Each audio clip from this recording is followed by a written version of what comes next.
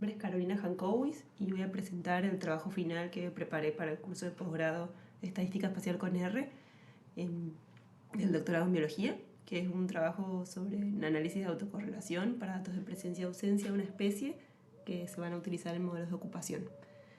Los datos corresponden a la especie Pecaril aviado, que es esta que se ve acá en la foto.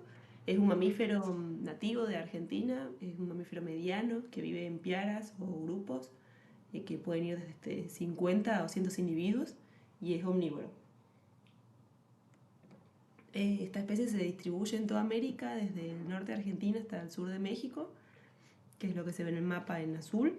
Y en este mapa de la derecha se ve la distribución en Argentina, que está básicamente en el norte del país, cubriendo las regiones de las yungas, del Chaco y del bosque atlántico en Misiones.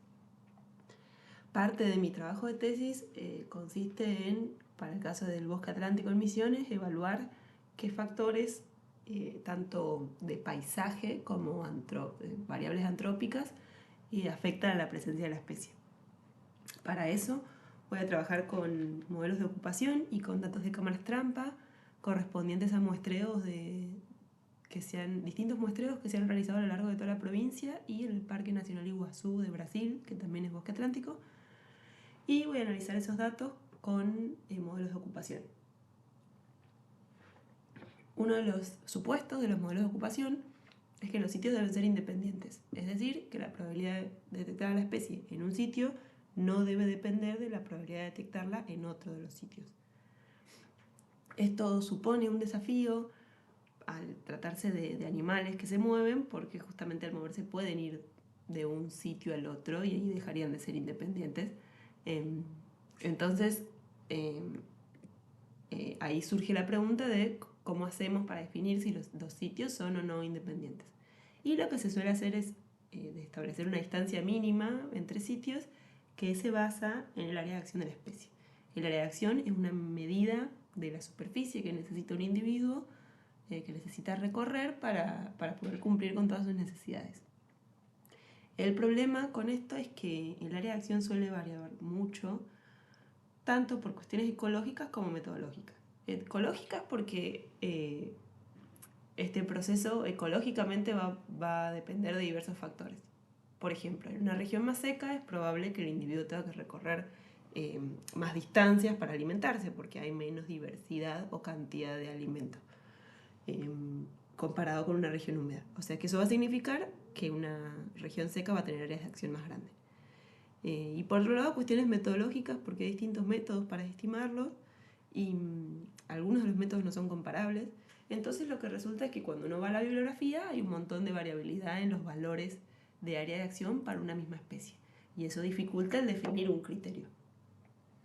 Acá es donde entra el interés por los análisis de autocorrelación.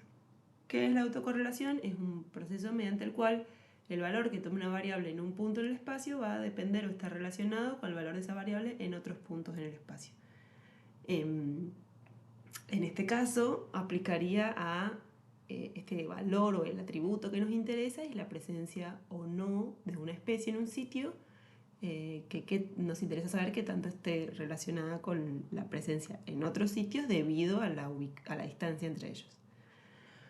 Entonces, para trabajar en este tema, en este trabajo, vamos a usar el índice de Moran, que es un índice, es una de las muchas formas que hay de estimar si una variable presenta autocorrelación.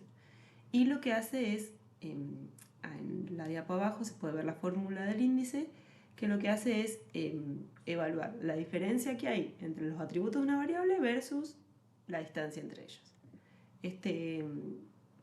Esta parte marcada en rojo lo que nos hace ver es qué tanto se parece la variable en dos puntos que yo tome cualesquiera. Entonces xy es el valor de la variable en uno de los puntos, xj es el valor en otro de los puntos y x raya sería el promedio global del valor de esa variable. Y por otro lado tenemos este otro término que es w, que es un ponderador. Y entonces nos dice que a partir de qué tan distanciado está ese punto, nos pondera el valor de la variable, de ese valor de la diferencia entre uno y otro. Y a partir de eso es que se calcula un índice de autocorrelación que puede tomar un valor 0 si no hay autocorrelación, negativo si hay autocorrelación negativa, lo que significa que valores más cercanos van a ser más diferentes entre sí o van a tender a ser más diferentes entre sí. Y bueno, me quedó mal acá en la diapo, pero la otra opción es que sea positivo el valor, es decir, mayor a 0, y que en ese caso sería autocorrelación positiva, que quiere decir que valores cercanos tienden a parecerse. Bueno,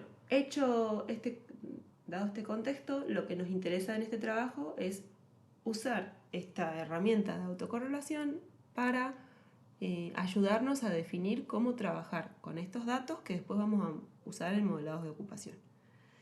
Y esto lo queremos hacer en dos instancias. En primer lugar, antes de hacer el modelo de ocupación, quiero agarrar todos los datos de todos los sitios que tengo de los muestreos y ver, por un lado, si hay presencia o ausencia, o sea, si fue detectada o no la especie en ese sitio, y hacer un análisis de autocorrelación de eso.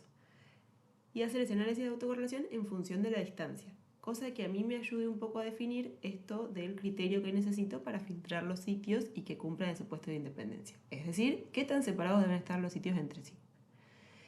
Luego de eso, la idea es, una vez con esa información y con ayudar a definir ese criterio, hacer los modelos, correr los modelos, tomar el mejor modelo y ver los residuos de ese modelo y ver si hay autocorrelación en esos residuos, como una idea de tratar de hacer cierta revisión de si hay algún componente espacial que no hayamos capturado en el modelo y que haya quedado en los residuos. Así que eso es lo que voy a presentar a continuación.